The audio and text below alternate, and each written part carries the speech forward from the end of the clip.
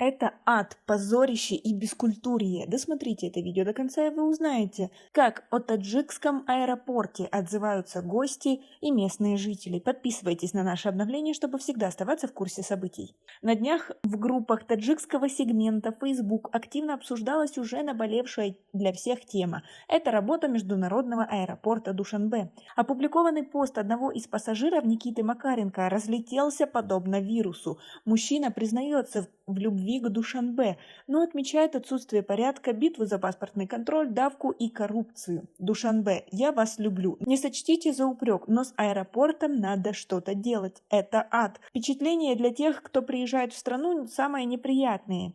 Никакого порядка, битва за паспортный контроль, ужасная давка. Мы простояли тут около часа, даже не пытались встать в очередь. Чувачок с бейджиком сотрудника аэропорта предлагал пройти без очереди за 2000 российских рублей. Я прямо вспомнил ташкентский аэропорт образца 2010 года, который был знатной скотофермой. И такие же сайгаки бегали и провожали своих без очередей. Слава богу, что мы от этого избавились. Сегодня от приземления самолета до выхода с терминала в Ташкенте прошло 16 минут с багажом. Все можно сделать, и вы давайте так же. Как вы относитесь к такому сравнению с Узбекистаном? Ведь для нас, таджиков, это все-таки унижение. Вы согласны? Свои ответы напишите нам, пожалуйста, в комментарии. Ведь действительно, если смогли в Ташкенте, можем и мы. Некоторые пользователи согласились с доводами, отметив, что мы сами свой аэропорт не любим и что при желании все возможно, главное захотеть. Это называется коррупция, к сожалению. Театр открывается с вешалки, страна с аэропорта.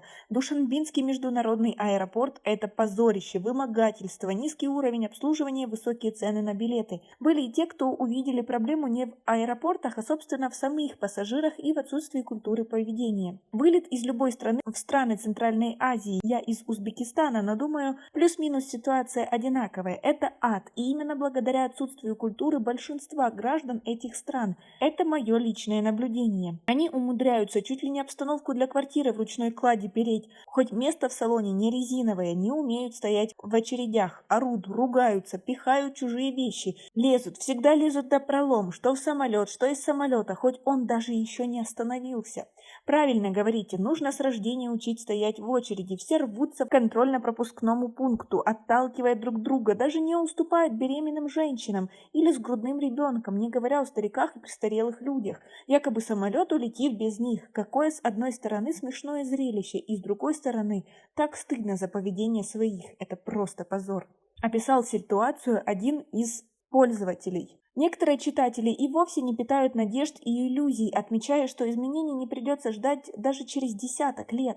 Ну вот, может, через 11 лет у нас будет так же, как и в Ташкенте, а пока, к сожалению, вот так. Не будет так даже через 11 лет, я так думаю. Люди более или менее культурные и грамотные выезжают за пределы государства навсегда. Остаются те, кто есть. Кто их учить будет? Это уже не изменить, мы сами их к этому приучили, что очень грустно и смешно. Пресс-служба аэропорта комментировать данный инцидент не стала, сославшись на то, что такие случаи – это полномочия пограничной службы, а до той и вовсе дозвониться невозможно. Вы согласны с такими мнениями? Ведь эта статья разлетелась уже по всему интернету. Как вам такое? Свои ответы напишите нам, пожалуйста, в комментарии. У нас пока на этом все. Оцените наше видео подпиской и лайком. До скорой встречи!